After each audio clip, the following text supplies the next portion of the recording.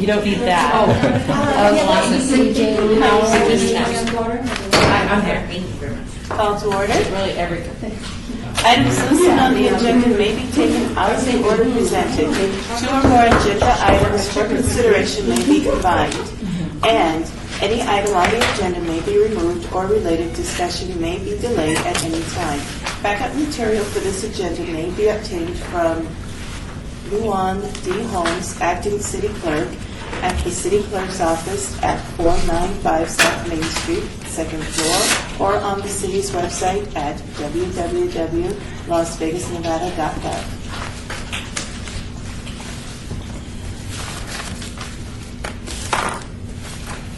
We are in compliance with the open meeting law, and would you like me to call roll?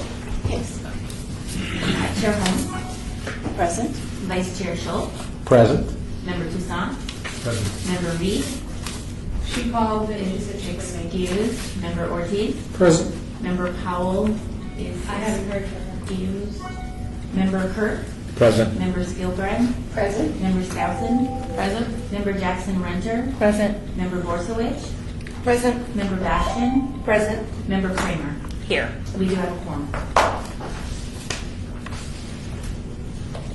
Public comment during this portion of the agenda must be limited to matters on the agenda for action. If you wish to be heard, give your name for the record. The amount of discussion, as well as the amount of time any single speaker is allowed, may be limited. Are there any questions? Report on Neighborhood Partners Fund Board Grant Program applications submitted by the Desert Shores HOA, Huntridge Neighborhood Association, La Mancha Summerlin Property Owens Association, Mellow Avenue Neighborhood Association, Westchester Manor HOA, Stupak Neighborhood Success Team, PALS Summers Crest Estates, Willowdale HOA, and Equestrian Estates. Citizens participation. So I'm going to have President. Now the presentation. Oh, okay. Are we ready? Okay, you're looking at me like I'm supposed to do something. Goodness, open meeting, all right. So our first presentation is from Ann Copeland, and Ann is part of the Desert Shores HOA. It's such a pleasure to have you here. Pleasure to be here. Hello, As welcome. Maria said, thank you. Welcome. I would like to tell you that your presentation will be about 10 minutes, and that also includes questions and comments from the community. Sure. Thank Okay, you. thank you. Well, as Maria said, my name is Ann Copeland. I'm the Community Relations Manager at Desert Shores. We have 3,351 homes in Desert Shores. And our goal, one of our goals over the next year is to really increase community involvement and try not to hear so much of, you mean I have to talk to my neighbors? And which unfortunately we do hear quite a bit of. So our pool has been under renovation and is not open yet for the season, which is a little late. And we wanted to really do something special on our Labor Day party this year, since it'll be towards the end of the year, and just kind of beat things up. And that's what we're asking for the grant, is assistance with that. We usually have about 1,200 to 1,500 of our residents come during that time. And we're hoping for a few more this year on that. And then we've just tried to reach out and do it. We have Las Vegas Entertainment comes and provides hamburgers and hot dogs for sale, but they also provide, what do we pay for? Free snow cones, lemonade, cotton candy for whoever would like it. The association pays for that. We have Dave the Human Jukebox, which does our DJing for us, and it's quite fun. He presides over games and hula hoop contests and different competitions for the kids, and it's really quite a fun event. We have partnered with Allstate, who's providing 200 beach balls. And they're also getting some sunglasses and some other things. We do raffle drawings for everybody that's there, so we donate for that. It's quite a good event, and we're just looking to build on that and try to get more people involved. Okay, I'd like to open the floor for questions or comments.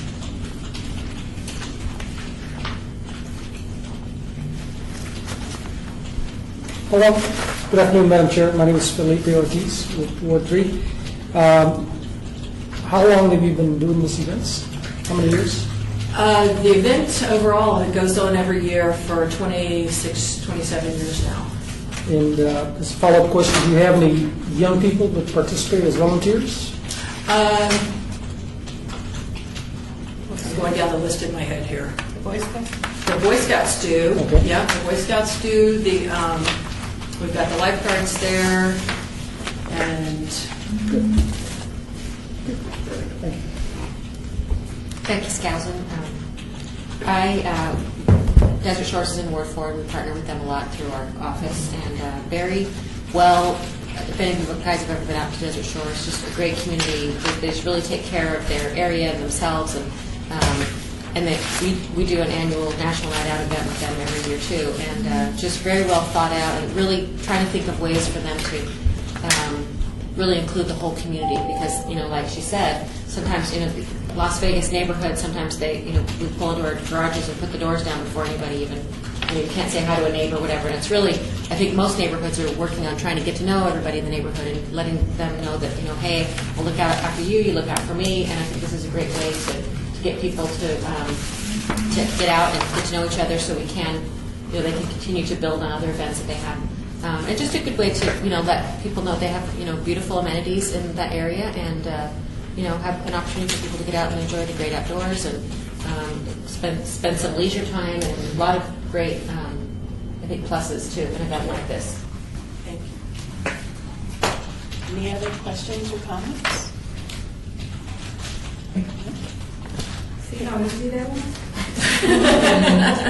Great. Well, thank you all for your time. I have a Oh, you have a question? Yes, Sharice Holmes. I would like to know, I see that you're asking for $5,000 and the minimum that you would take would be $3,000. If we would not be able to fund the entire $3,000 to $5,000, would you still be able to successfully have your event? We will.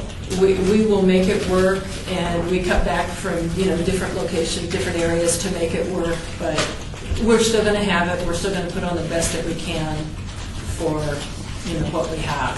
Okay. Thank you very much. If there are no other questions or comments, then I'd like to thank you for your presentation Well, today. thank you all for your time. Thank you so Have a much. great afternoon. Thank you. I have a couple more out there. I have a question for Deputy City Attorney Sylvain. Yes. I live in the Desert Shores community and I serve on a committee, and I just wanted to know whether or not I need to abstain or not score this or what. Well, you don't have any financial benefit to derive No, from no. it. So I think with that disclosure on the record, I think you'd be okay. I also have a question. I happen to be on the board for Desert Shores. Do I need to abstain, or am I okay?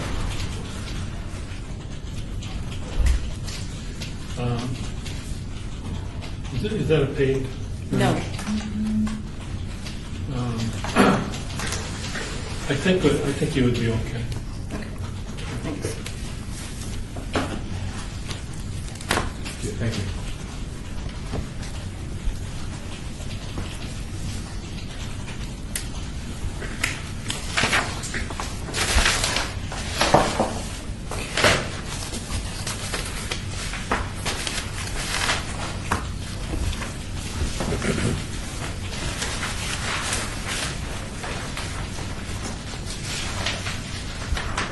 Can I back up a minute just to make sure for the record?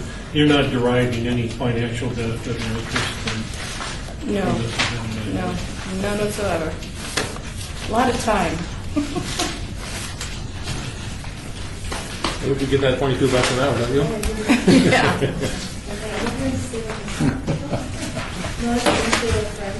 We're here.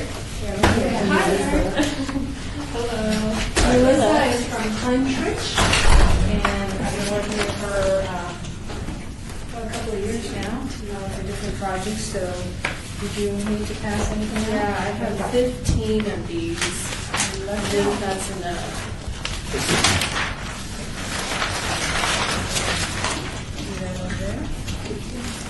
Hello, Melissa.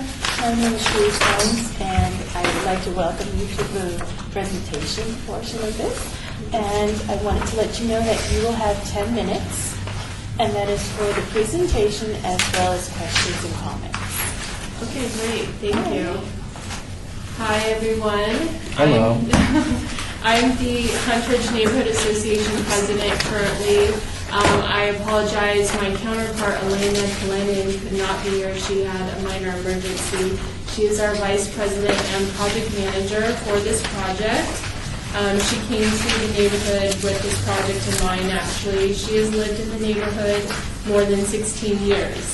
So she's seen it go up and down. I don't know if you're familiar with Huntridge. We are just south of the historic Huntridge Theater on the corner of Charleston Boulevard and Maryland Parkway. So I wanted to run through this handout so you get the gist of our project beyond what was submitted through the application process. In a nutshell, we have 5 homes that we are looking at planting the public right-of-way, which is this breezeway in between the city street and the properties. So the sidewalk essentially serves as an urban trail system for the newer part of Huntridge. The Huntridge homes built in the 40s, which are the first few streets closest to the theater, they do not all have sidewalks.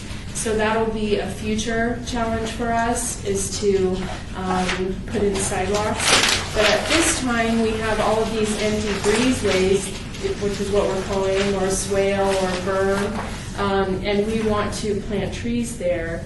And what we are proposing are mahogany or honey mesquite trees, which have deep roots. They require rare watering.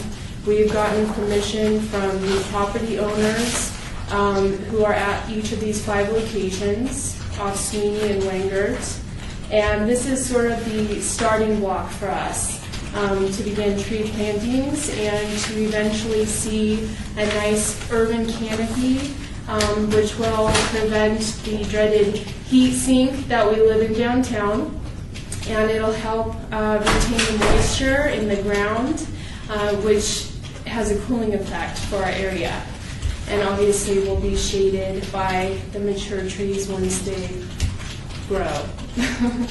But this is a pretty basic, straightforward project. We already have the quote. I imagine you received it in the backup for our application. We have the quote for the trees. We're hoping, we have several city staff that live in our neighborhood. We're hoping through relationships they have, we can get trees for cheaper going forward. Whether working with the state and their nursery out at Floydland, we hope to continue this effort. But we do ask for the full amount, $4,600, to start us off on a good note and to get the neighbors behind the project to come out and volunteer. Yes.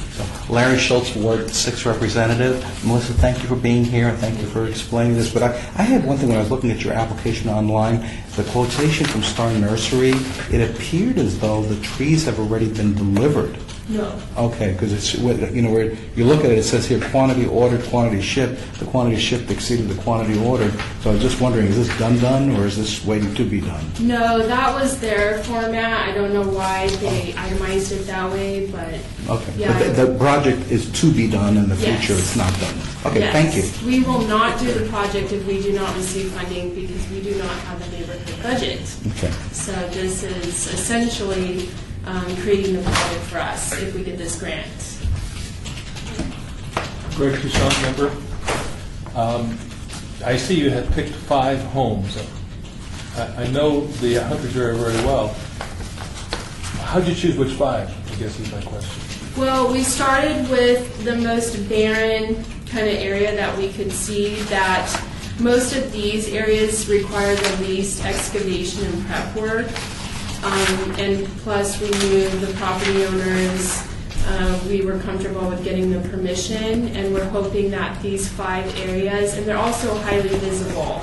They're mostly on street corners, so it will help with 15th, traffic on 15th, which is a prominent route in Hunter's neighborhood. We think more people will see it, so we're starting with some of the more visible areas, and then we're hoping to build off of that. One other question was, these breeze buildings you call, who owns them? Is it the city or the homeowner, and who waters them? It is essentially public right-of-way through the city. However, because we are a mature community, no one wants to maintain those. The city is swamped, as you all know. We struggle with getting trash emptied at Hunter's Circle Park. Often we do it ourselves. So this would be an agreement for the property owner, which we've gotten, to water it. We're also willing to truck in water as needed, just from neighbors coming over with water. But yeah, we're hoping in the future that this will be a larger planning discussion for the mature wards who don't have the city coming in to maintain some of these streets. Chair, I have a question. So the water will be taken care of by the residents. So will you talk to us a little bit about who will maintain this beautification project? As far as managing the documentation? No, I'm sorry, actually the landscaping itself. Okay, once it's done. The upkeep will also be the neighbors.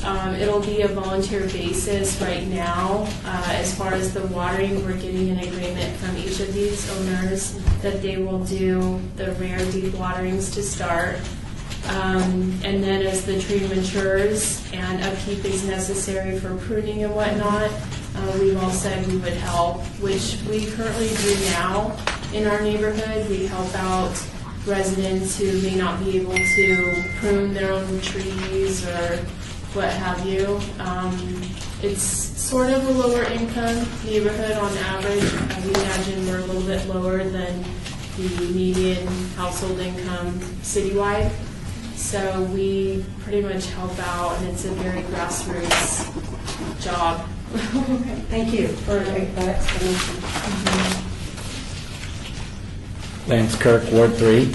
I like the part, what I did really like about this was the neighborhoods coming together. I mean, you're not paying somebody to have it installed, they're coming. So I like that sweat equity part. I think that's important here. So I would just echo some of the same of the previous member, just about the labor or the maintenance and water. So that's important there, and making sure that these can sustain and they'll be there for 5 years, 10 years out. So. Yes, and actually in talking to some existing city planners, they did recommend these trees as being a little bit less maintenance requiring, and definitely with the water, they're desert native, drought tolerant, so that's not as big of an issue. Yeah, and we'll definitely, because we all live there, be watching for downed limbs or any of that. Replacement, we'll have to consider replacement. Yeah. Madam Chair, Philippe Ortiz. This project merits very serious consideration. A lot of neighborhoods downtown, I should say a lot of neighborhoods, including Summerlin, under attack from homeless and people breaking into houses. So that's the first thing. Especially in these areas, they're just empty houses, they bust into them, they live there. The more activity, the more cohesiveness that they are able to obtain from the actual residents, the better opportunity for them to chase away people that don't really belong there. So, as Lance said, they really brought everybody together. They really do care, they participate, so they've done one heck of a job there, and they do really merit as much as possible for the project. Thank you for that. Are there any other questions or comments from the board? Chair. Billy Ashton, Ward 1 Representative. I'd also like to echo the comments of Commissioner Ortiz. I found that in my experience, there have been several neighborhood associations or groups of neighbors who have come together who have done beautification in their community on the exterior of their properties in these similar types of pathways, and have found that the ownership was there and that people maintained the landscaping and took pride. And one of the visuals that you can see, an example, is on right on Bonanza, across from the Las Vegas Senior Center, where when I drive by to this day, it's still very much alive, very much cared for, and it kind of goes in ebbs and flows by the season as well as and the ability for the residents. So I very much support this project as well and wanted to echo your comments, Commissioner. I think it's a good project, and I think it's nice that neighbors will come together and try to beautify their neighborhood. Any other questions or comments? Well, Ms. Clay, I would like to thank you for your presentation today. Thank you very much. And I wish you have a good afternoon, and you will be hearing from us. All right, thank you. I'm sorry, Ms. Clary, I have a question. Yes. I see where the minimum that you're asking for is $3,100. And if we can't fund the whole $3,100, will you still be able to go forward with your project? Well, it's questionable. I'd have to do another check-in with my project manager. She did get the quotes from Star Nursery. We could obviously do it. It'll be less. It'll probably be 3 homes areas. It would just not be the significant push we were hoping for. So, yeah, we're urging for the full amount just because you all know that the trees add up, and we can only do the formula for this is about 3 trees per house. So we want to make a significant push with the project. So we would urge the full class. Thank you very much. Thank you.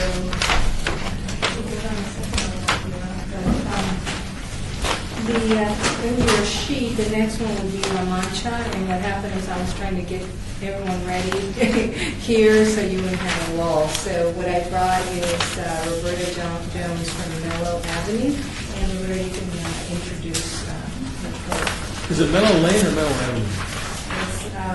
It's Mellow Avenue. It's your number, it's not La Mancha, it's the next one, Mellow Avenue. If you could make the presentation. Hello, my name is Roberta Jones. Hello. Hi. Nice to meet you. I would like to tell you that you will have exactly 10 minutes for your presentation as well as questions and comments. Thank you. Okay, thank you. This is our first time before anything like this, and I wanted to introduce my co-rep for the neighborhood, and his name is Gary Franklin. He's going to give the bulk of the conversation to you because he prepared that for me, and because I've been doing the rest of it. And because his wife said if you send Bobby down there by yourself, you're going to die. So we're here to request funding for a gate that would prohibit traffic going east-west from Jones to Bradley in the northwest area, right off of the 215 in the northwest area. It's an older neighborhood, and it's equestrian, 1 acre, greater than 1 acre parcels, and we have been inundated with traffic since the 215 and the closing of Bradley and all the development in that area. It's not so much the traffic number, it's the speed.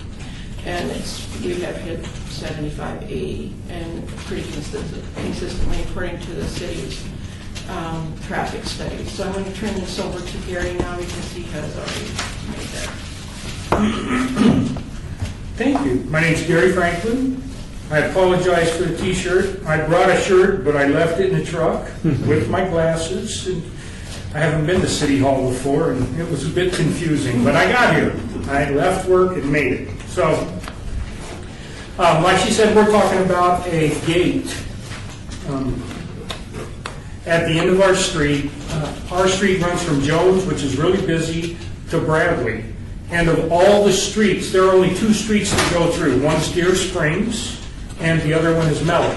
And Deer Springs doesn't really have a lot of residences on it, and they're going to put a traffic light there because the traffic is so heavy, and because of, like she said, the speeds. And people come around the corner from Jones. Jones is 45, so they're already a little hyped up or something. They come around the corner and they hit it. And by the time they pass my house and her house in the middle, they're doing 65 and 70 miles an hour. And, you know, it's not like crazy teenagers or something. We're talking about women who just dropped their kids off. And she's staring at her telephone, doing 65 miles an hour past the house. You know, the lady across the street from me is 90, and she about got ran down last week because the people they weren't paying any attention, and they're coming faster than she's capable of moving across that street. We have people with tractors, small tractors, going out dumping the horse manure. We have children. We have people on bicycles. We have the street closed for a while because of the heavy flow of traffic we were getting.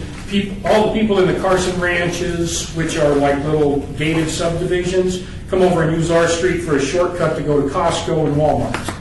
And so because of all that traffic and Bradley being closed, the city came and closed off our street for us during all of that construction. When that was closed off, we had people with their families walking down the street, people riding their horses, people riding their bicycles. You know, it was a nice place, and neighbors who smiled and waved at each other. Now, I don't wave at anybody who drives by because I'm considering throwing something to slow them down a little bit.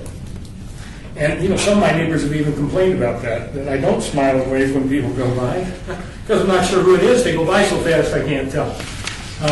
But it's dangerous. I mean, it is literally dangerous. Somebody is going to get hurt if we don't do something about it. And there's only 20 houses on the street because we have some vacant, never yet developed properties. I have 5 acres next door to me that hasn't been developed. We have about 6 or 7 people who are simply not going to participate because they found out if they vote yes, it costs them money. And they're just too darn cheap. And they live basically on the ends. So when the people pass their house, they're still only doing 35 and 25. It's not till they get to the middle where they're really, really trucking. Like I said, all the other streets have had something to mitigate the traffic. They have speed bumps. They have, you know, if you go just the other side of the 215, you can only turn one way, and you can't come back down that street. So they've done things to block the traffic everywhere except on us, and they're just running wild up and down our street. We can't do speed bumps because our street was never built with the underlayment and everything that the city says it needs, and it doesn't have sidewalks and street lights and all that other stuff. It would cost more money to bring the street up to whatever it is they have to bring it up to put speed bumps in than what it would cost to put the gate at the end. I think our strongest argument for the gate at the end is the city's the one that sent us here to see you because they realize how dangerous it is, that something has to be done, and they have like certain numbers of traffic count. They have to have over 800 cars a day or something before they're allowed to spend the money to put the traffic, to put the gate up. So they said if you will go get a grant, they're not just okay with it, they're pushing us. They're the ones that told us about you. Said if you will go get a grant. So Gary, I have a question. So Larry Schultz, Ward 6. So I have kind of a general visualization of the area because I think I'm one of the shoppers up in that area, but I don't think I've ever passed through your area. So I'm trying to visualize this. The proposal that you have here from Setco Iron, it says 24 by 5 double gates crash gate. I'm trying to understand, what does that look like? Double gate crash gate. What is that? It looks like your typical gated community gate that they would not open. It's strictly locked. It's locked. But only open for fire and fire. That's what they call them, crash gates. Fire and emergency personnel. And how does that then? So then I'm trying to visualize. How does that have the effect of slowing people down? I mean, you're coming in at one point, where is this gate relative to where you come in, and how does it affect the slowdown? That gate is on the end of the street at Jones. Okay. So you couldn't take our street to get from Jones to Bradley anymore, or to get from Bradley to Jones. You could only go down our street if you were going on our street. So will there be some sort of signage that says this is a dead-end street or whatever? Well, is that part of your proposal, the signage? The city will place that, they said. Okay, but it's not part of the proposal? No. Okay, thank you very much. I don't know if you're done with your presentation, but since we're asking questions, Becky Skousen, I have a question just for clarification. So thank you, because I had a couple questions to say.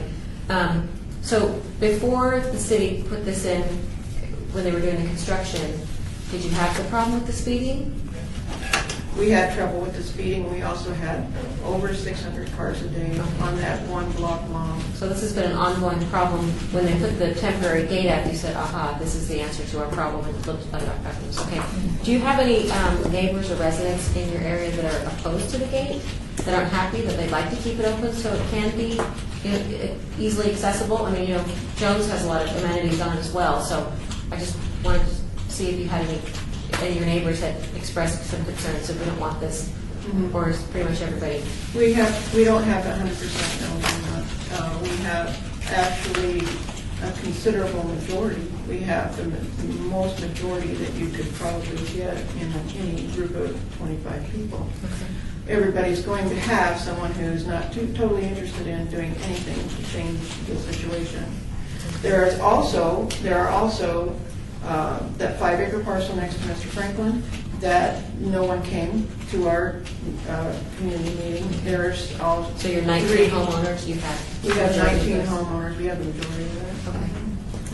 And some did not come, apparently not interested in participating, it wasn't interesting enough, or they just don't really care either way it goes. So we had a good group, we had a good turnout, and we had a majority there. Member Toussaint? Oh, sorry. Member Toussaint, I'm trying to understand, how old is this community? How long has it been around? And The oldest house on the property belonged to Mr. and Mrs. Green, who was the previous coroner here. It was built in 1976. so this street has been there? It's been here since the 70s. Okay. It And was has something changed to make the traffic worse than it used to be, or? The development in the area, the 215, then when they finished the development in the area, they mostly closed off these equestrian areas to Jones. There's no through traffic on those heritage areas, which that road is a heritage area. It is equestrian states areas, and so all of those outlying areas is kind of hopscotched in that area that are equestrian areas. They've all been cut off from Jones, except So for you become the now. only alternative for people to get through, is that what you're saying? Exactly. And when they closed off Bradley, the access to the 215 on Bradley, then everybody now comes off Jones, comes around and goes to Now, the this street that Costco. the street you're talking about with the traffic, this is a city street? It is a city street. It is a city street that's never been engineered. The road was paved over for dust abatement, and that's the basis of the road. There's no road bed, and it's crumbling because of the traffic. One would ask why, but probably not at this meeting. No, I don't know. Thank you. Vicki Skilbrand. So you're not actually talking about gating your community. You only want the gate at the point where the worst traffic is entering, and there were a lot of old streets. As a matter of fact, I live further south on Jones, and mine was one of them until they came in and redid it, where they just did that temporary paving. Exactly. But I heard something new I hadn't heard. It's starting to crumble under the weight of 600 cars a day on top of everything else. It started crumbling during that construction. They just resurfaced it, and it's sticking together now, but it'll go. And if you go further just a few hundred feet past Mellow to Deer Springs, they're going to install a traffic light there. Right. Once they install that traffic light there, people will not wait at the Deer Springs light. They will turn and come up and increase all the traffic on Bradley, not just us, but anything going north, they will go around that traffic light. We know it, it's human nature. So it would not just impact us, it would also impact all of Bradley. And yours is a residential street. It is. Under the rural preservation, right? And so the intent was always to have the majority of the traffic on Deer Springs anyway, Exactly. right? Okay. And we get traffic from big trucks. We had an incident just a few weeks ago where one of the big trucks heading over to Costco tore down the overhead lines with its smokestacks. And then that homeowner now has to pay to have that repaired. She had line insurance, but had she not, she's a widow, on a limited income. So we're really getting bombarded by just from the development itself. One last question. Member Kramer, Ward 6, do you have a plan in place for how the gate will be maintained? Because every time the crash gate gets crashed, there's some maintenance involved with that. Do you have a maintenance plan, or does your neighborhood association intend to insure it? My understanding was that we just had to install it, and the city was going to maintain it. Mr. LeBlanc. But like I said, the city is very much pro us doing this, and they're the ones that sent us to you, and they would, according to them, they would like to put the gate up themselves, but we don't meet all of the requirements at the moment, which we probably will after the traffic light goes in. But by then, somebody's going to get hurt. And I think the city realizes that somebody's going to get hurt, which is why they sent us to you, to try to be a little proactive and get something done about this, before it becomes tragic. Is this traffic engineering you're speaking? Yes, traffic engineering and Commissioner Ross's office and Mr. LeBron, excuse me, can set us up here. We didn't know about the grant. Madam Chair, just a quick comment. Go ahead. I live in that area. Essentially, there's a battle going on between rural and city folk. That's number one. Number two, the city, not defending them, they have a standard by MUDA or a national multi-traffic safety. They have a standard that they have to use to do stuff to streets and highways. They're not there yet. And so that's why the city probably cannot go and sign a bill. But that's probably why the city can't do that. They have to do studies, assessments, all of that, and they have to meet a federal standard. And so that's probably why they haven't done anything. At the same time, just picture this, north-south, Bradley Jones, west-east, Costco. And there, as the city has now approved 2,000, 3,000 more houses, I live on Jones and Ann, and let me tell you, if it says 45, they're going 85, because there's no stop sign for at least a mile. And so the key here is that it does merit consideration because of the preservation of the rural life they're trying to maintain. They're bigger lots, they're 1 acre lots, and it's all too easy to get lulled into speeding because the streets are wider. But, so for those two reasons, one, the cities probably can't do anything about it because they don't meet the actual federal standards to go in there and do stuff. So this will help ameliorate the traffic until they get to that point. Thank you. Well, Mr. Franklin and Ms. Jones, I would like to say, I just wanted to know, could you just draw for me just like a quick diagram? I'm trying to visualize it. I know where Costco is, and I'm just trying to see. All right, here's Jones. Okay? Here's the 215, here's Decatur. All right? On Decatur, you got Walmart here, and you got Costco here. You got Rome Boulevard that comes up to Bradley. Bradley used to get onto the freeway, onto the 215, and they eliminated that. Now it's an overpass, so all of these people living in here, right, have to now come down here to our street, or Deer Springs, the very next one, and come back around here and go up into their houses. Now also they put big developments here that are gated, right, here, here, and here. And so all of these streets that would have gone through don't, because they're all blocked off by the gated communities. The same thing on the other side of Deer Springs as you go on down. So all of these streets, nothing else goes through but us and Deer Springs. And they're going to put a light right here to take care of all of this traffic. But if you're parked here and they're backed up to there, what are you going to do when you want to go to Costco? You know. So which end with the gate?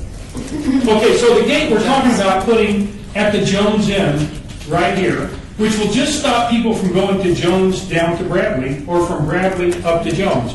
Then we will have to go over to Deer Springs and circle around to come back into Jones. It's an inconvenience, you know, it takes an extra 2 minutes and 33 seconds or something to get to my house, but it will stop people going by me at 75 miles an hour and probably keep me out of jail. Well, who actually, just a follow-up question, has access to the gate, like a key or something? Would only be emergency personnel, like the fire department, right? None of us, it's not a clicker gate. These are clicker gates over here where they go in and out. This would just be a road closure. So when they did it before, they put the cement barriers, but they said they can't do that because sometimes motorcycles run into them, then somebody dies when we're trying to prevent people from dying, so it doesn't make any sense. Did I answer it? Yes, you did. Are there any more questions or comments? I would like to thank you for your presentation. Oh, I have a question. The minimum that you are asking for is $3,500. We wanted to know if we cannot fund the entire $3,500 or more, would you still be able to go forward with your project? Not unless I hire me out. No, we would be able to move forward, but we definitely would. It is a elderly area. The residents are not on the higher end of the pay scale, and most of them are retired and on limited incomes. But we would make do with what we had. But we would really, we've already reduced it once. So we would really like to Maybe push we for the could talk to Costco about that, Yeah, helping out. that might be an idea. Have you approached Costco or Walmart about helping you guys out? Is it Yeah, no. part of the problem? I know. It's actually when you They look don't at the take map, care they're of not the that graffiti close to and the Costco. destruction of their own property, much less ours. So. Be a hard thing to prove. You know. Well, I would like to thank you too for your presentation and for coming in this afternoon. Just an experience. Thank you. Thank you. Very much. We're going to thank you in advance because we know you guys care like we care, so thanks. Thank you very much. Have a good day. Lance, what's it called, the federal standards? I'm not sure. For traffic? Yeah, I think it's MUDA. It's MUDA or MODA, or something? Something like that. You said MUDA. Multi-uniform, I didn't want to get into it with them, but they have vocal opposition. Their neighbors who want to keep it open. this is a faster route to work in the city. I got you covered. But we've had So this is not as close to Costco. we've had community. We'll pull Rob LeBron in because he's been the one handling it. Humongous blocks away, humongous. And you couldn't But we walk didn't. that. We never indicated to them that the city. The city did not indicate to them. Right here is where you would send. So we're going to, right now, have a presentation from La Mancha, Summerlin property, and it's Doug Van Gilder, and then he'll be introducing the rest, and after that, we have Westchester Manor, and the group, and then I'll introduce them for you. Well, good afternoon, everyone. Good Thanks for afternoon. listening to us here. Good afternoon. First of all, I'd like to say welcome, and your presentation, along with questions and comments, should be no more than 10 minutes. Yep, understand. All right. Well, with me, I have Gene Fairley and Sharon Knoble. They're both residents, actually pretty new within the community in the last 16 months, something like that. Anyway, I do represent the La Mancha Summerlin Property Owners Association. I've lived in La Mancha since 2001, and this past year I decided to run to the board, and they elected me president, so I took on the job. We're located on Cielo Vista and like Pueblo Vista up in Summerlin. It's around the 8100 block of Cielo Vista. The address is 8105 Spanish Peak. We're a small community. We're only 44 homes. They're single story, which is very desirable. 2 of them are actually single structures. The rest are either 2 or 3 adjoining. We're in a very unique situation. On the east side of us, there's a Lutheran church. Across the street from that is the Richard Bryan Elementary School. To the south of us is St. Anne's Catholic Church and School. To the west of us, we have Taos Estates, which is a big community, big 2-story houses. And right to the north of us is Pueblo Park. So we're in this little, tiny, protected area that should never change unless the school district falls apart and no one goes to church anymore. So it's a very desirable area. We only do have a swimming pool and a clubhouse. So it's not a real family type of community, but it's not a senior. The property was built in 1993, and most of the people that were living there when I moved in were the original owners. We're now going through this process of a lot of change. In fact, I was telling Gene and Sharon, outside of my house, I can look and see 9 houses. 6 of those within the last 16 months have changed ownership. So we're having quite a bit of the natural turnover. We did apply in previous years and were awarded 2 different grants. 2 years ago, we actually received a grant to replace our front gate openers that were 20 years old at that point, and we were just stale.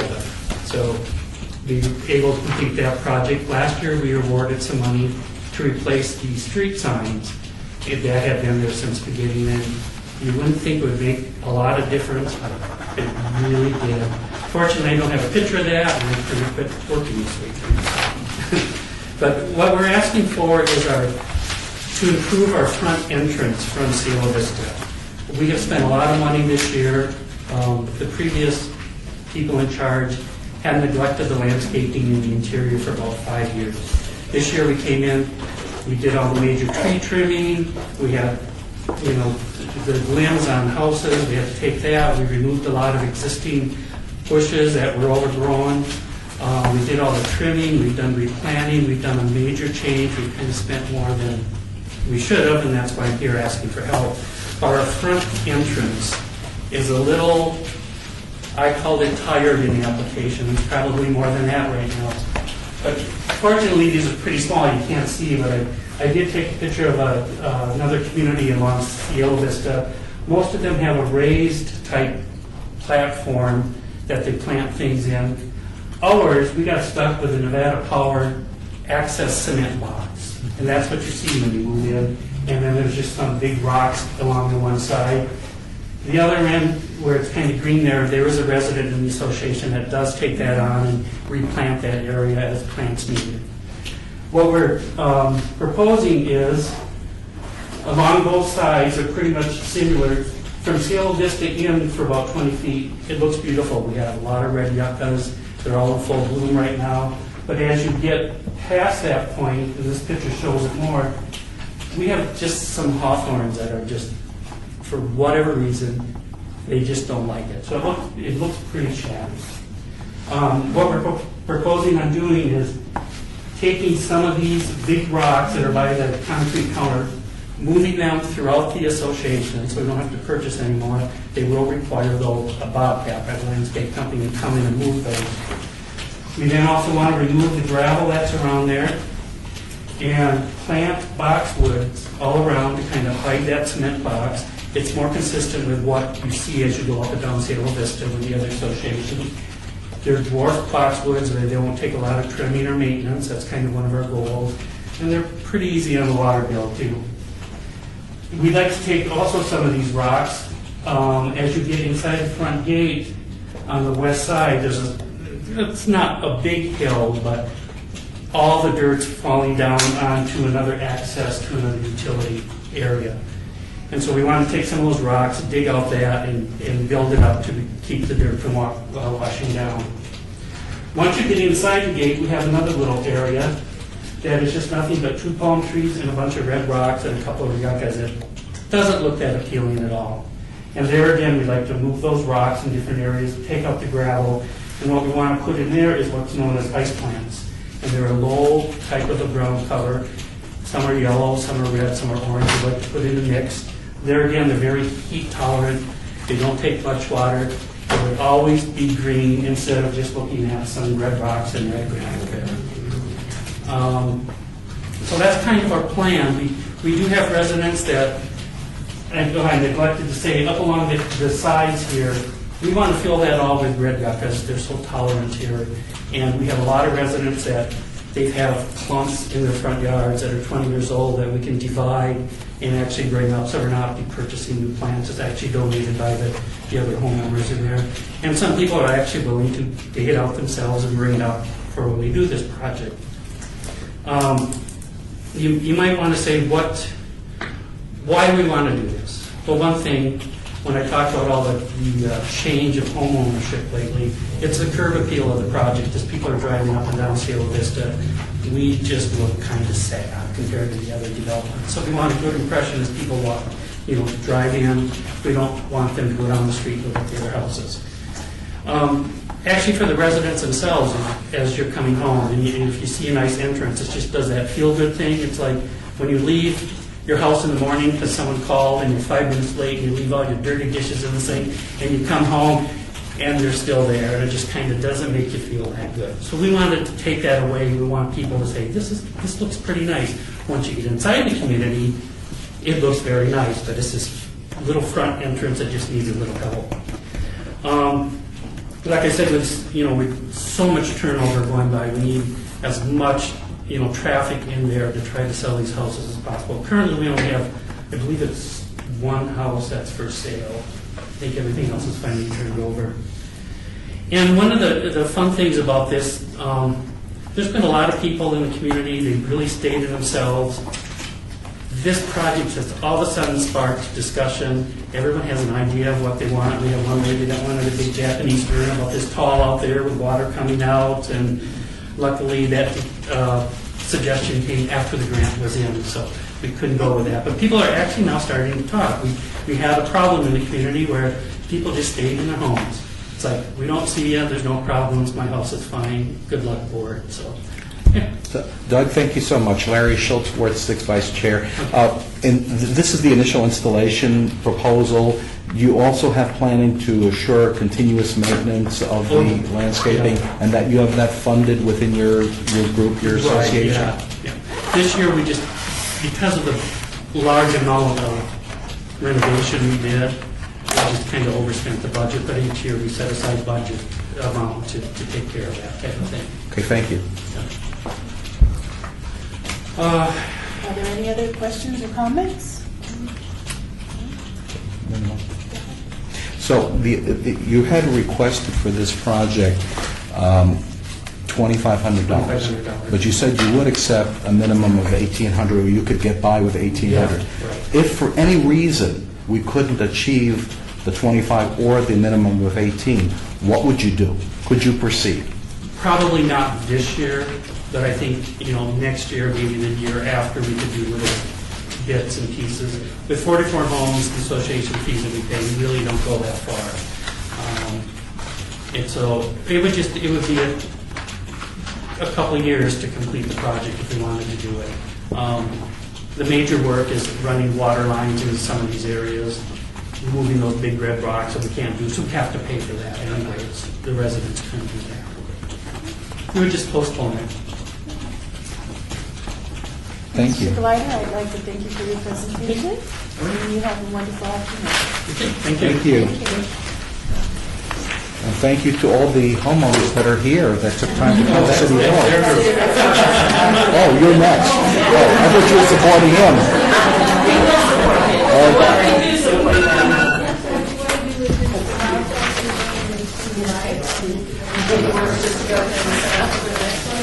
Yes. The next one will be Westchester Manor. Westchester Manor. Ms. Lindsay? I am Kate Lindsay with Westchester Manor, and I'd like to have, thank you, These are some of our homeowners. You'd like to introduce yourself, please? Lee Ellis. Louise Shine. Martha. Warren Clark. Marie John. Well, I'd like to thank all of you for coming this afternoon, and I would like to say that you will have 10 minutes, and that is for your presentation along with questions and comments. Thank you very much. Thank you. We are Westchester Manor. We're a 96-unit condo complex located on 3 private streets in northwest Las Vegas. We're in Ward 5, Beverly Barlow. And we have had an opportunity to present for the grant before and have been awarded. And so far that grant has helped us add signage, improve landscaping, improve sidewalk security, and do a myriad of other things that we would not have been able to afford to do. We've been struggling since 2008. We're coming back. And this year we decided to ask for funds to assist us with exterior lighting. We've been working on the lighting project for about 5 years. And what you have in your hands is what we want it to look like. You'll see that there's light. You'll see that as you go into the dark places, there's light. This is what it actually looks like. So compare this picture to the one that's been edited on your page, and you'll see that there's a big difference. We've got 40-year-old lighting, and we didn't realize how bad it was until we had our clubhouse renovated, and they put in a new light, and then you got the old light, and suddenly you're looking at this and you realize just how bad it is. There are some areas where the carport lighting has not been replaced in 20 years. So we are working on getting that done because more light, less crime. And that's really our objective with this. We have it set up in 3 phases: complete carport lighting restoration, work on the exterior lighting that you see here, because what we found out is if we go to the center of our complex and we replace light fixtures, we're not even talking about trenching, just replace some light fixtures in the center of our complex, we will have improved the lighting for 12 units, 12 buildings, 4 units each on each side. And all we've had to do is take out the old fixture and put in something that's cost-effective and hits a wider range of area, as well as being motion sensor for the tennis courts. So that is our objective. These are examples of previous grants where we were able to replace the fence at the pool and do a number of other things. Over the years, we've gone from a community that really didn't talk to a community that's pretty much all together. We recently had our 40th anniversary party in April. We had more than 100 people attend. CenturyLink sponsored the food, and everybody came to eat. So we had a great time there. So really, this is the basis of the presentation. What I can say is we're a small complex. We are rebuilding, and ready? Ready. Go for it. Okay, come on. Rehearsal. Wait a minute, you're This ready? is Las Vegas. It is a city of entertainment. Are you ready? Are you ready? 1, 2, 3. We are community!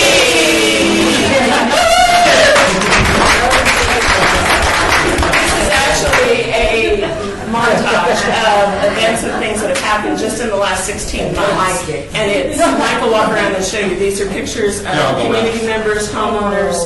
We had the duck, we had Paragon Pools bring out the duck last Saturday, and he gave pool safety to the children in our community. So we are really working both on developing the complex, improving the complex, and improving our activity as homeowners. So any questions? That's Boris Savage, Ward 4. There you go. I forget that. Yes. Anyway, on your fixtures, exactly what is it you're going to do?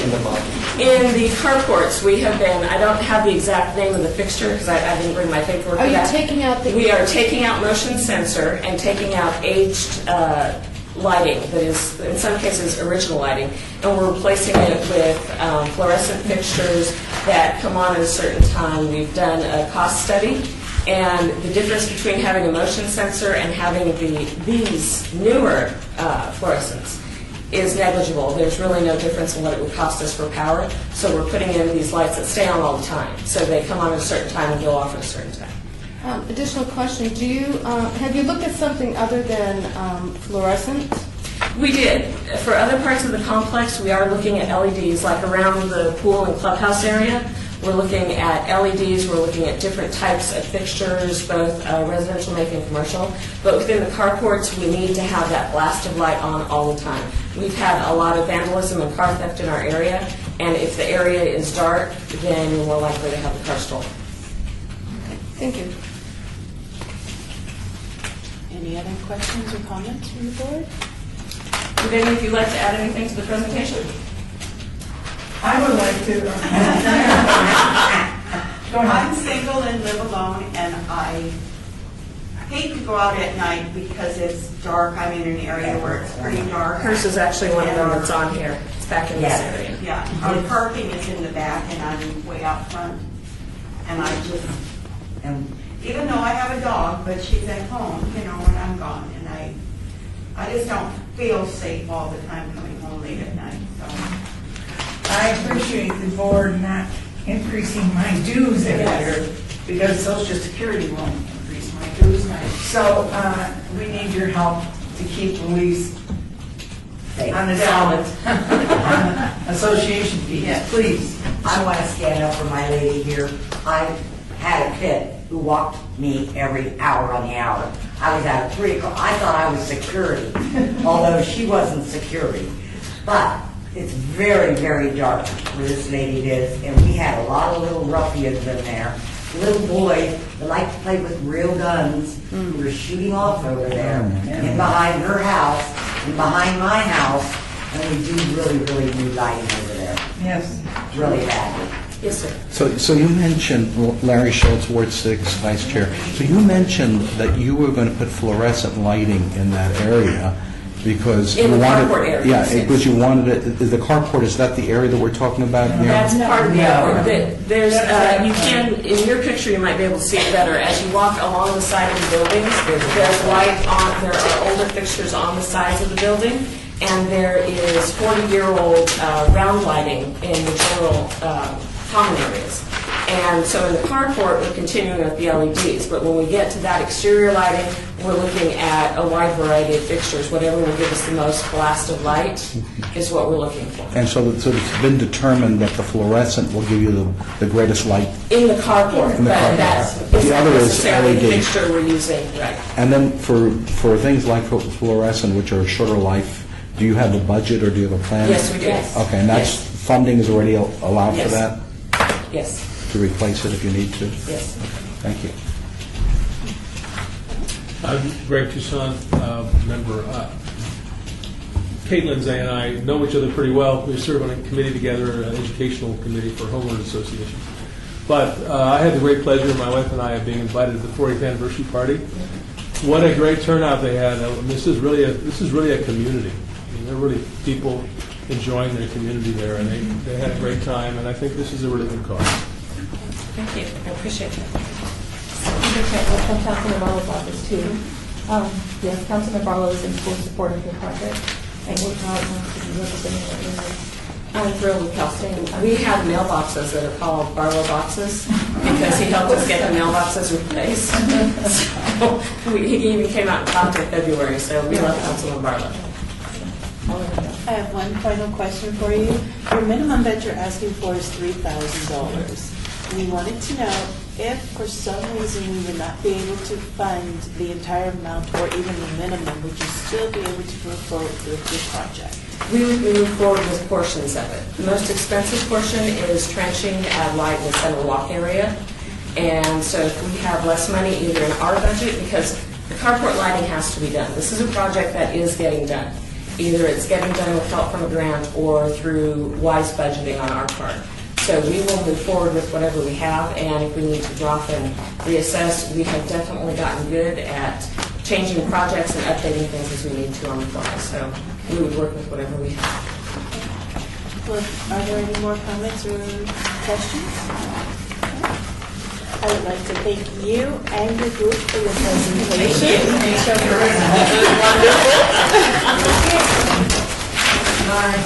Thank you. Have a good afternoon. Thank you. You read my mind.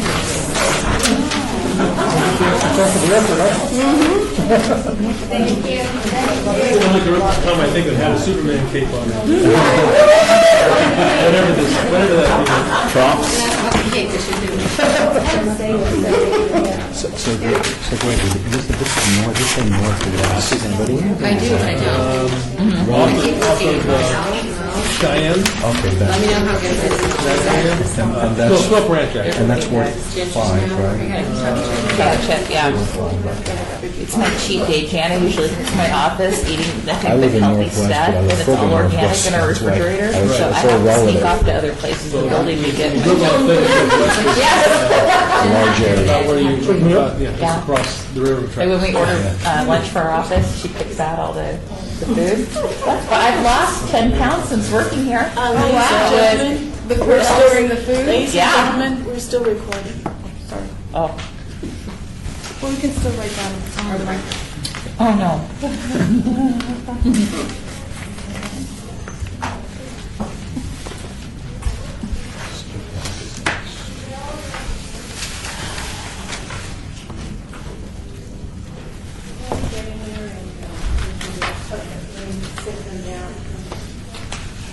Summer Chris, can you come?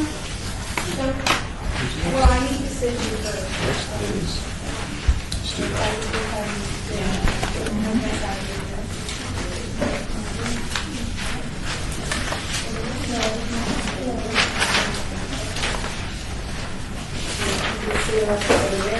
And my first group's going to be Sherry Alexander and the team, the Stupak Neighborhood Success Team. Sherry, and you'll be introducing all your participants today.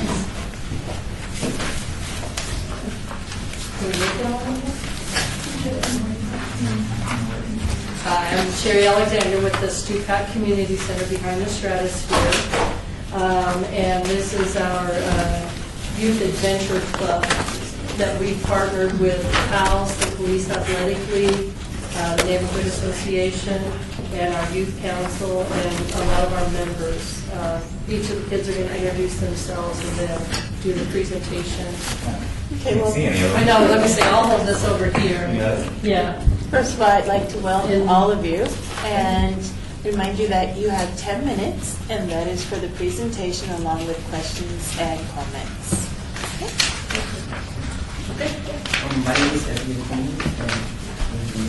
The Stupak Neighborhood Success Team is comprised of a group of people who have vested interest in this committee, ESL teacher neighbors, and the son of Bob Stupak, who donated the land and buildings where the new Stupak Community Center is. I'm Mason Coleman. Over the past 2 years, we received funds to keep our year-round adventure club up and running. We have been able to serve over 400 children with various sports activities and adventures. We had 19 youth compete in the Spartan race, and we were featured on the CBT show. Hello, I'm Fabi. Our project is a multi-phase program. Children will participate in 4 two-month fitness activities and then go on an adventure such as Wet and Wild or hiking in the mountains. Currently, we meet at the Stupak Community Center once a week to work out. We have gone to Lake Mead and Mount Charleston to go hiking as well. Last summer, we took first place in the All-City Swim Meet. Hello, my name is Jackson Coleman. If funds are granted, we will expand the program to 2 times a week and add more children in the area. With the help of our Metro and neighborhood volunteers, we will continue the swim team, running club, and hiking group. All children will exercise 2 times a week, work on community service projects, and at the end of each 2-month season, we will go on an adventure. Our community service project is to supply 20 families with energy-efficient curtain in their apartments and help reduce their energy bills and help save them money. We will select families with several children and seniors. Hello, I'm Leslie Soto, and Metro Police Officer Michael Lee and Chris Lee and Bob Chin with the Police Athletic League are partnering with Youth Council from Stupak Community Center and employee Sherry Alexander to work with the local children. Hi, my name is Rick Nelson. We are requesting $5,000 to fund this program. It would cover 30 children per session. Funds would cover swim team fees, equipment such as suits, goggles, campsite rooms, food and supplies for the community service project, as well as entry fees for wet and wild. And again, I'm Officer Michael Lee with the PAL program. We've been partnered with Sherry over at SUPAC for about 3 years now. And especially with our swim program, we're really proud of these guys. The first year we did it, it was a challenge. They were learning the strokes, and then it was a lot of fun. And then the second year, like they said, we came in and took first with all of our guys. So it's a really good program. These kids are great. They stay motivated and dedicated with us. And it's really cool to have police officers involved with kids to see that, hey, we're just regular people. We're nice. You know what I mean? We like to work out too. But yeah, I really love this program. Yeah, and for all of you that don't know, the Spartan Race is actually a 9+ mile obstacle course that takes place all over the country.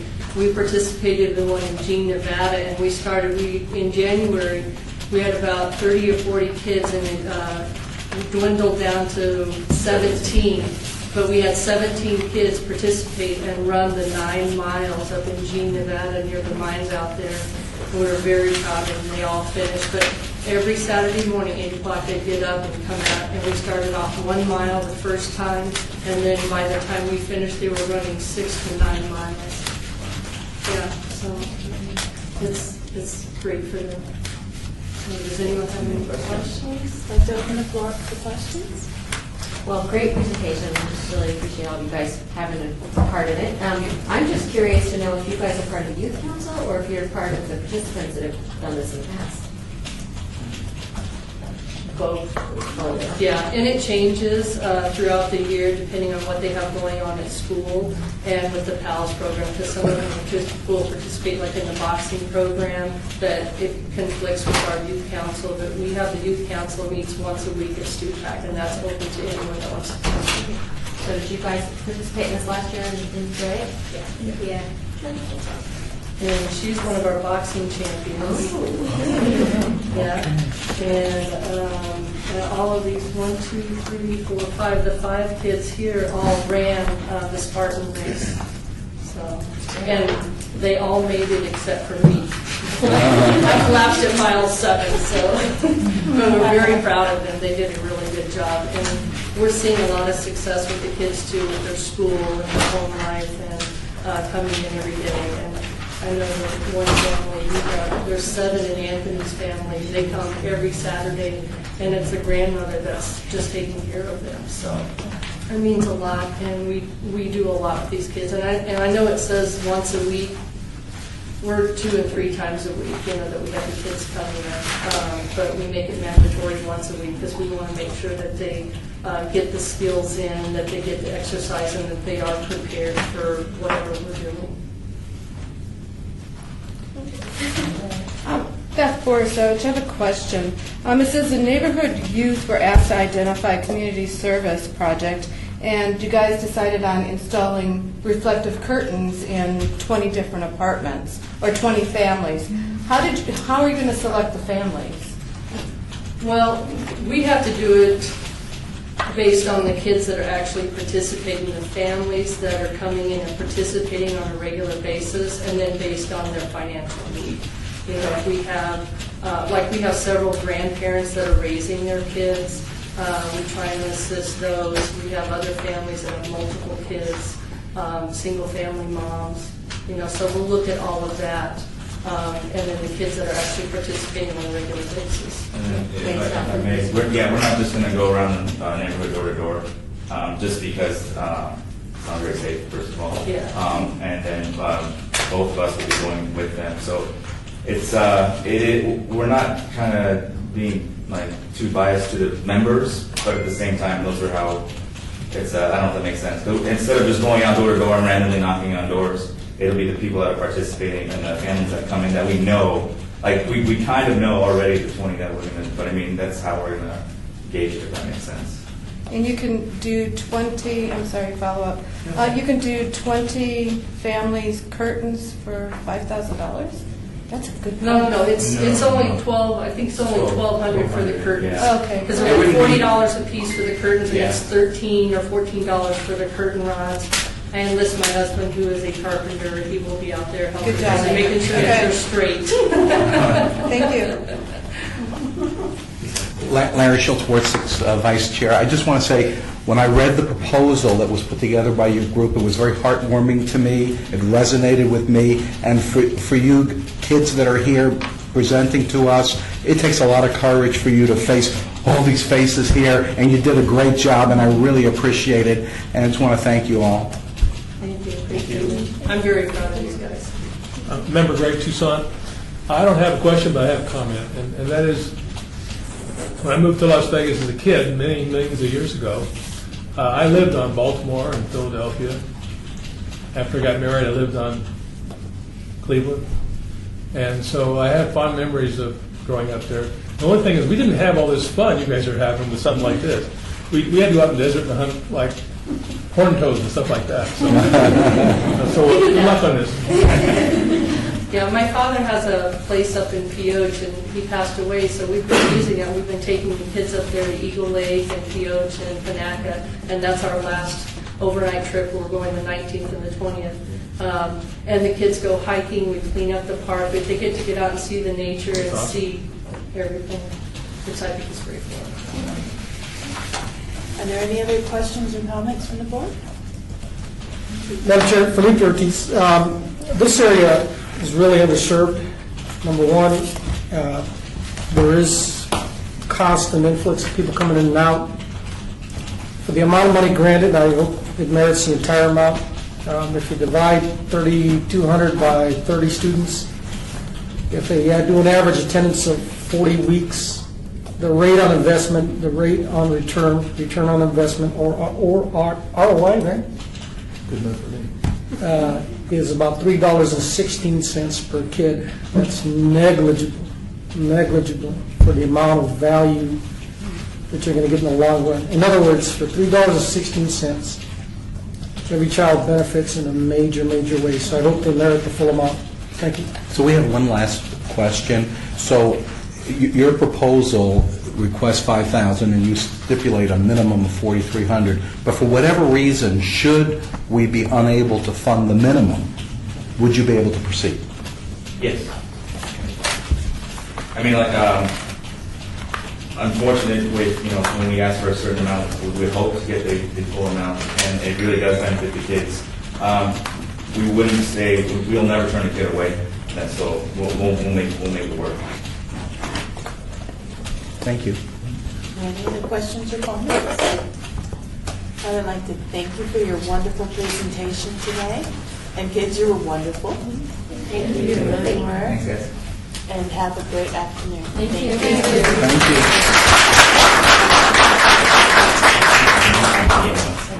You don't need a parking? No, we brought that in. Great. Okay, guys. All right, and our next presentation is from Summercrest Estates, and it's Laura Kelly. And Laura, you're going to introduce all your assistants here, right? Summercrest? That was a tough act to follow, by the way. Hi, my name is Lori Kelly, and I am here presenting Summercrest Estates, and our project title is the Summercrest Estates Project, Perimeter Wall Project, excuse me. The neighborhood Summercrest Estates was built out 1991 through 1994. It was Stan Park Construction that built these homes. And at the time that they were building, they actually filed CC&Rs with the county. I'm guessing it's the county that they would file this with. But at the end of the construction, for whatever reason, I'm not sure, I don't know that anybody's sure, they never got the HOA in place and up and operational. So, and the entire community, which is, you'll see, is at Buffalo and Alexander, and I have in the yellow outline is the entire community. But the largest portion of the community, which is Alexander, Pioneer, Hickam, and Tioga, are its boundaries.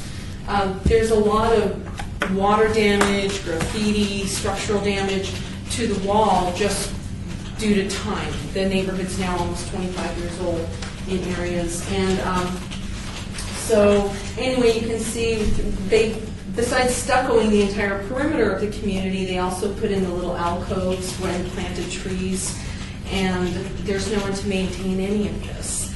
And so through the years, different neighbors have gone in and cleaned out all the weeds and grass out of the alcoves. Some neighbors have cut the trees down that are adjacent to their property just so that they don't have to maintain something that's not actually physically on their property, which actually has been a very good thing. And anyway, there's no HOA to help us. You can see there's all kinds of water damage. The perimeter, the linear feet around this area is about 3,500 linear feet. And so there's water damage, and it's about 10 feet high. The wall is on the exterior. So on the interior, the neighborhood has been built up. So you can see there's all kinds of water damage from different people who overwater and whatnot. And so anyway, we need to have that repaired. There's also a lot of, where there's been graffiti tagged. And so then the city or different neighbors have come out, painted over, unfortunately, not always in matching paint. So we were asking for funds to help us with this project.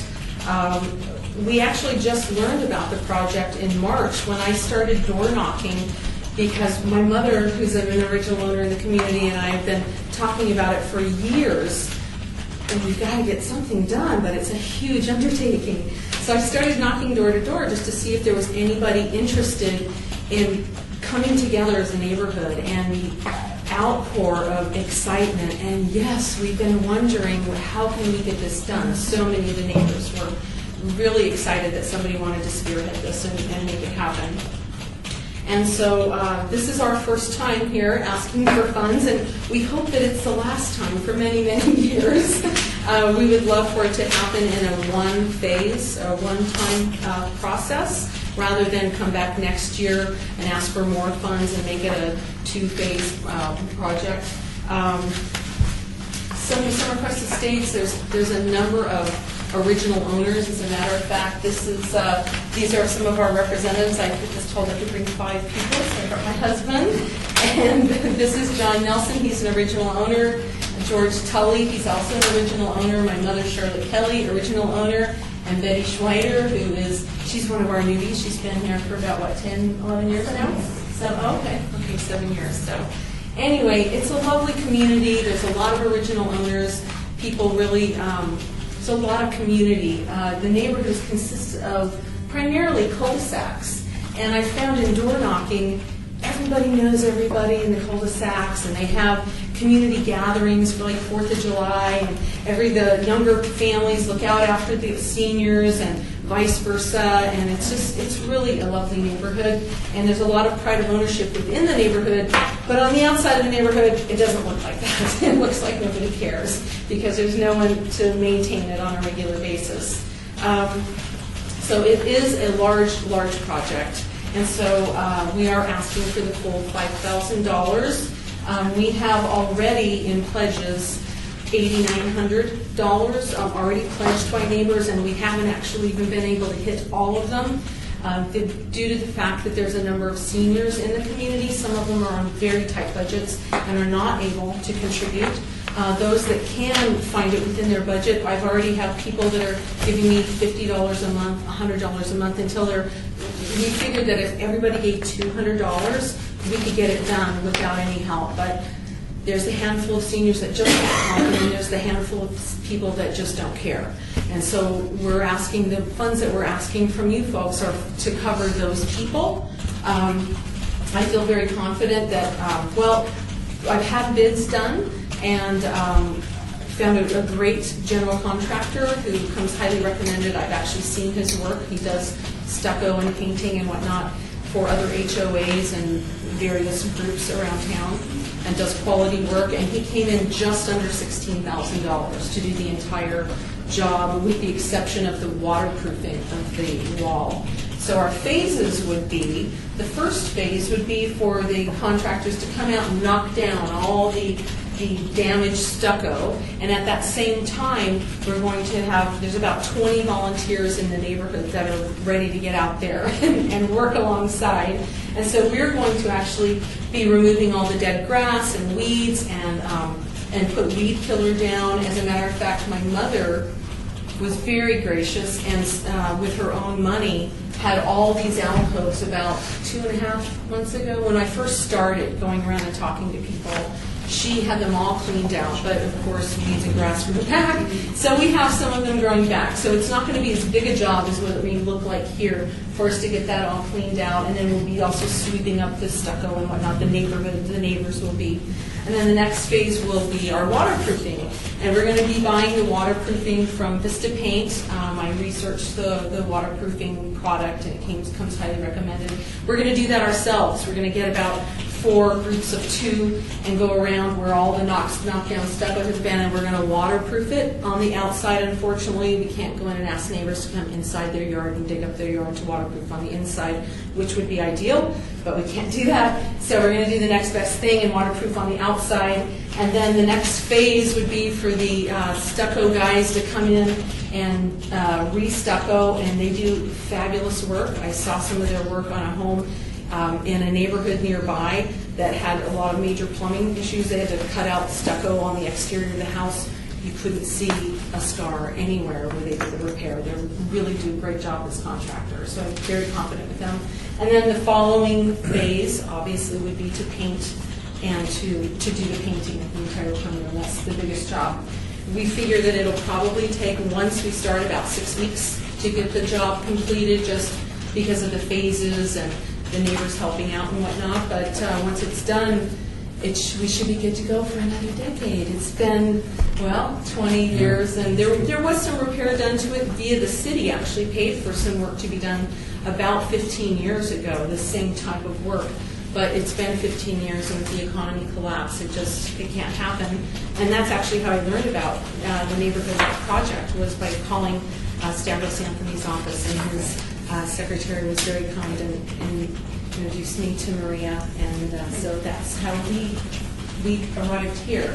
I've already actually I was forced to open up a checking account because people were so excited they were ready to give me money right away. So we already have $2,150 in our checking account, and we haven't even gone door to door saying, hey, your pledges, we need them now. So that's actually, I've hired team captains on each street. I have one neighbor that is in charge of that cul-de-sac, and they are keeping everybody informed. They're collecting the funds. They'll call me when they have the money, and then I make the deposit. I'm accountable to them for the funds. The checking account is in my name and Summercrest Wall Project. And so I do have accountability, and I'm keeping track of all the deposits and who's paid what at what date. So I'm keeping records on that. In regards to keeping in touch with all the neighbors, instead of the 89 homes and going door to door in this area, I've been posting up for about 5-6 days at a time any kind of correspondence that I want to get out to them, and I just ask the residents to please take one, and they're very good about taking one so that they can be updated on what's happening. And if you want to see any of the correspondence, I have a timeline created and 2 different letters that have actually gone to the neighbors in these little flyers or flyer envelopes. And then I've also sent out a letter to the off-site owners. Within this area, there's 14 people that have rentals in the community, and of those 14, we already have $700 that have come in from them. So. Ms. Kelly, I know we have some questions. Sure. Beth Borisevich, I have a question and a statement. First of all, very good presentation, and I'm very impressed with your tenacity in getting it all done. Why don't you guys go ahead and form an HOA? That's my comment. The second thing is on waterproofing the walls. You can waterproof the outside, and I know you can't go in and ask the neighbors to waterproof the inside. But what's going to happen when the inside gets drenched again and it just starts wicking up the walls? Well, how is that going to impact, the upper part of the wall? Mm-hmm. Well, we have the team captains that are on the streets where there is a lot of exterior moisture. we have asked them, and I actually am going to go door to them as well a second time, asking them to please check do a slow drive along the back of your property. If you have moisture on the outside, that means that you're either watering too much, there might be a broken line. Please check your landscaping so that this job will last a decade. It's been 15 years and it doesn't look good, but and I really believe that there's enough excitement about the project. I don't think that we're going to have any problem with people taking care of that. In regards to the association, when I went around the first time in March and started door knocking, that's what I did. I was taking a tally because I thought it would be perfect to do a landscape maintenance HOA, maybe $10 a month or whatever from every household, and then quarterly we would do, clean up or not. 50% of the people that own in that community because there is no HOA, and so it won't happen just because we'll have. So I figured the one-time project, let's get this done, and hey, in a decade we may be back. Yes. Member Scout, I'm the secretary from Councilman Anthony's office, Oh, so hey. special assistant. So it's nice to meet you face to face. But congratulations on your presentation, very wonderful. And I'm so impressed. I mean, like you said, going through and just really involving everyone. And I know, like you said, there's people who can afford it, there's people who won't participate. But really impressed with the fact that, as evidence in your backup documents, that you have so many people who are willing to put forth money, which sometimes that's a little bit harder to get out of people than showing up and doing the work or whatever. But it looks like you've got a good mix of both people. And I feel like this is a great project, not only for the reasons that you stated, but also because you are going to have that cohesiveness in your neighborhood, even more than you are now with the building that you're doing there. So it always helps with whatever comes up. If you've got neighbors that talk to each other and like each other, and watch out for each other, it's always better alone. So, thank you. Good luck. Congratulations. So, Larry Schultz, Vice Chair, Ward 6. So, in looking at, and I've looked on the map where your project is and all that, but I kind of have a question. This wall, this perimeter wall, who owns that physical property, the actual wall? That's a good question. I would believe that each individual neighbor owns the outside of it, but honestly, I don't know. Is it becomes city property when it's on the outside and there's this curb and gutter right there? Because it raises a question to me, because we're going to be doing a betterment or a rehabilitation of a wall that's either owned by the city or owned by each homeowner, and do we need a release from each, assuming it's the homeowners, do you need a release from each homeowner basically saying you're authorized to do this? I mean, I'm trying to understand what the legal authority is. I think it's a great project. I think it's the right thing to do, and you're to be commended for everything you've done, but I'm trying to, in my mind, think about the legal authority behind this. Maybe you can help on that. How would I, does anyone have suggestions on how to Maybe research? Becky knows. Member Skousen, that is true, that it's owned by, because it's not a common wall owned by the HOA, because they're individual, they own the individual wall that abuts their property. The city does come in and abate the graffiti and problems on the outside just because it's an eyesore, and they take that responsibility on, but this is an individual, so you do need to get into the... So would it have to be notarized? Would all those signatures need to be notarized? Somehow, just in my way of thinking, I think we would need some sort of release or agreement from each of the affected property owners providing authorization, because if they own that wall, I guess they own both sides of the wall. Madam Chair, if I can ask legal counsel, for purposes of this grant, do they need each signature, or can they proceed without it? I think we did some, Terry Ponatello, Assistant City Attorney, and if I'm not mistaken, we did something very similar, didn't we, for some other project? I don't Not recall that, right now, okay. but So right off the top of my head, not really knowing everything about your proposal, and we're talking about on private property, you would need some type of authorization and a release. So you would have to go collect it from everybody. It doesn't need to be notarized. You would just need to, but you probably should go seek legal counsel from someone. Would one statement, One with everybody's statement signed by address that be everybody, involved, and then that sign on that line? they're the legal owner of that property. Okay. That they were going to certify to it. I'll create that. Yeah. Absolutely. Document it. Okay. Good, thank you. Member Greg Member Tucson. Actually, Vice Chair Schultz asked my first question, which was who owns the wall. You kind of know who it has to be, and that is the homeowners, most likely, unless something's different. what's causing the problem is irrigation, most likely, right? Because it's water damage. And, you might mention to them that you do own the wall, and if you don't take the water off the wall's going to fall down. Who's going to fix it? You are. And I know that isn't going to affect everybody, but it might be a way to get people to turn the water off. Most HOAs have rules that you have to have water, irrigation at least 3 feet back from the wall, stuff like that. And that's stuff you might be able to recommend. But the key is, you're going to be fighting this. 10 years is probably generous. It may be less than that if people keep water on these walls. Once they start failing, they'll fail faster, and eventually that wall loses support at the bottom and goes down. So just, maybe as people understand they have a liability, they might be more willing to do something about it. Thank you. 90% of the water damage was done probably in the first 10 years, and then the people corrected it, and so a lot of it, there's no water on. I walk all the time. And you can tell the ones that is old, it happened a long time ago, and then because there's no water, it's seeping down the road. It's true. It is a lot of water damage. There's nothing Probably there. the biggest offender as far as is actually on Alexander. That's one of the narrowest areas, is on Alexander here. And it's just a matter of talking to those people and making it happen. Actually, there's some other old damage on this area here and old damage back here, but and not much here. There's more graffiti and whatnot in this area of Pioneer in this house. It's actually not that bad at all. There's some old damage as well. So, yes. I'm John Nelson. I'm the original owner out there.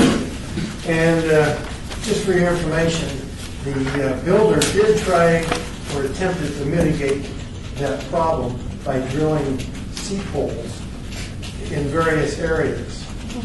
However, he failed because he did not do it consistently throughout the perimeter of the compound. Now, it would be great to go back in and drill those holes out again, but I don't have the background to do that. So it's not your wall. Although he does have a perimeter wall, but his side's... So a question that we ask all of the applicants is, in your case, you requested $5,000, and you stated that you could proceed with a minimum of $4,000. If for any reason we were unable to achieve your funding targets either at the request or the minimum, could you proceed at a lower level? We could beg, borrow from not borrow, but we can beg from the neighbors. As a matter of fact, we've been telling the neighbors $200 would be the ideal amount. And so far, the few people that have already given me their funds, 2 of them have given me $300. So I feel confident that, we all kind of know the neighborhood and know the ones that are struggling and the others that are a little bit more affluent or maybe have their homes completely paid for and that may be willing to give us $300 to $400. The answer to your question is yes. Yes, we can make it happen. Thank you. We're determined. We're going to make it happen. Okay, so thank you for your... Thank you for your presentation. Thank you very much. Okay, thank you. Have a wonderful afternoon. If you would like to look at this, it's here. And member Christine Kramer, I'd like to recognize John Nelson. He's a former member of the City of Las Vegas Citizens Leadership Academy. And they come back.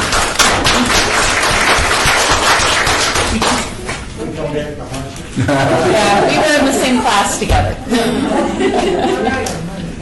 Okay, thank you.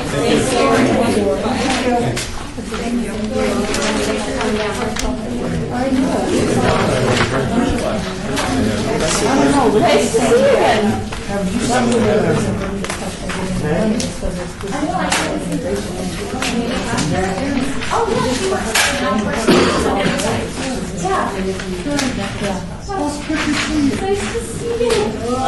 I work in Mayor Pro Tem Ross's office now. Okay. All right. Travis, come on in. We have our last 2 presenters. If you guys want to stand on the other side of the walk, or just stay there. Travis first is this Willow Dam HOA, and he's going to tell me about his project. My name is Travis Coleman. I'm with Willowdale HOA. It's about 60 homes in a community. It's just on like the southwest side of Craig and Decatur. Give you an idea where we are. So I'd like to welcome you, and just a little information that you will have 10 minutes for your presentation, and that's along with questions and comments. Okay, not a problem. Thank you. I think we've had a couple of draws on your program previously before I came on board, like repair of a block wall and installing security cameras. Last year I became treasurer of the board, and we did our first annual security awareness event, and we just completed that. And so the request is for the new fiscal year to do another event. The last one we just completed was emphasis on computer security, and we took advantage of the newly elected Ricky Barlow, who came as a councilman to the event as well, so we took that as a bonus to introduce him to the community. This year we're going to be focusing on getting a member of law enforcement to come out and give a presentation. Unfortunately, it's kind of necessary. We just had a break-in of a car. A visitor came to visit a home, and I guess he was in the middle of moving, and a number of items that were expensive were taken, and a little alarmingly, one of them was a rifle. So I'm still going to get more details on that. But so a lot of our community members are kind of taken for granted that you're in a nice place, there's a gated community, people know each other, and I'm trying to find out if the good person had just like left his car door unlocked, or if it was picked, or what. But we kind of want to, we're in the middle of a multi-year awareness campaign to try and make sure that people don't take these things for granted, and that we can give them resources and presentations and aids that'll help minimize their risk of exposure and to be more secure. So we're not going to do these forever. We've got ideas for 3 or 4 more events. I think there's a limit on how much you can do until you start to repeat yourself. But things like fire demonstrations, and this year we're going to get the police. Those sort of things. There's a common connective tissue that we're doing with these. So we consider it a multi-year event series with that connective tissue of improving your health, your security, your safety. But we're designing them to be standalone, so we don't give you a fire hose of this, and this. We're just choosing one theme for each year and making sure that we give a nice solid presentation and give them something to think about. So the last year was my first year doing this, and I think we asked for like 3,600 or 3,000. We were approved for 1,500, and I think it was just I was told there's this amount, go out and get it. And after my experience doing that, I went back and said we can do a scaled down event that still gets the thing accomplished. So we're only asking for 1,500 this year, and we went back to our vendors and got a reduced price quote, and they didn't have any problem with that. So we think we can pull it off without any problem. We always set aside a certain amount the board does every year for events like these to pay for all the food that's associated with it. And what we found is if we have just the event, it's really easy to get like the police or the fire department to come out, and they'll waive any fees that are associated with it. But then we only have 5 or 6 people in attendance. So forgive the imagery, but sometimes you have to grease the door frame and dangle a Twinkie on the other side to get them to move up their Saturday. So we create some events for the kids and provide some food, and that gets people in the door for the event. And then we get to give them the meat that we really think is important for them to have. And that's what we experienced this last time. We had about half the community show up for it. So they got to take a couple of handouts away, and I was there to answer all their questions on computer security, and we got the councilman there as well. So we were really happy with the way it turned out. So we'd like to do another one. I'd like to open the floor for any questions or comments. Member Jackson, Councilman Barlow's office. Yes, the councilman is definitely interested in your area, and I actually scheduled him to come out, and he had great things to say. So he's definitely on board, and anything else that we can do to help. Yeah, I look forward to invite. All right, thank you. Lance Kirk, Ward 3. One thing I liked in particular was that the HOA was putting up almost more than they were asking for the grant. So I find that that's nice to see you contributing as well to this. Yeah, we consider it important. We're going to do it no matter what. We thought just the awareness of the existence of these funds would help us supplement it and make for a bigger and better event, and maybe allow us to go further afield and invite more people than we did before.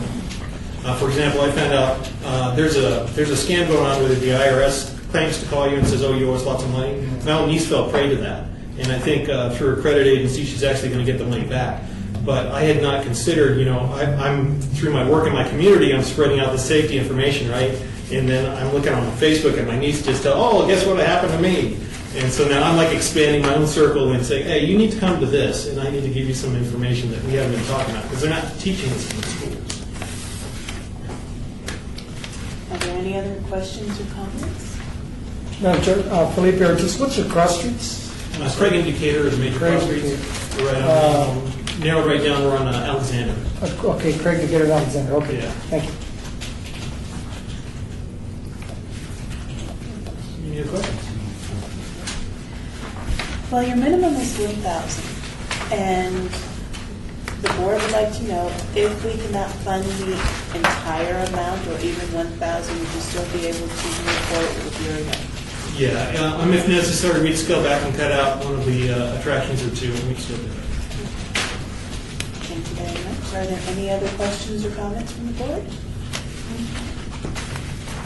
Well, I would like to thank you for your presentation. Thank you for your for time. coming out this afternoon. Have a good day. Thank you.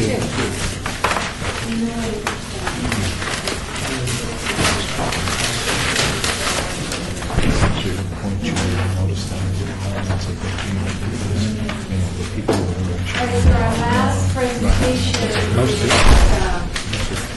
Eric King and Mike McDonald, and we are doing the questions statements. Good afternoon, gentlemen. I just wanted to let you know that you will have 10 minutes, and that's for your presentation as well as questions and comments. That's why he's talking about me.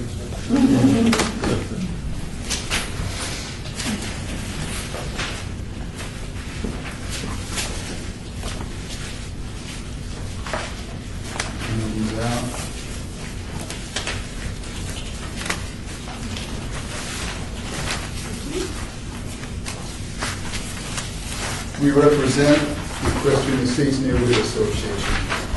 We're asking for funding for an Interleary monument to our neighborhood. This is the corner of Rancho and Palomino, looking west. This is the same area, okay, right along here. This is the right-of-way that the city put in approximately 2 years ago, decorative rock. We've got all the little cactus, the quail, all this stuff. Looks really, really well. Our idea is we'd like to put a monument in this area right here. It's also right here.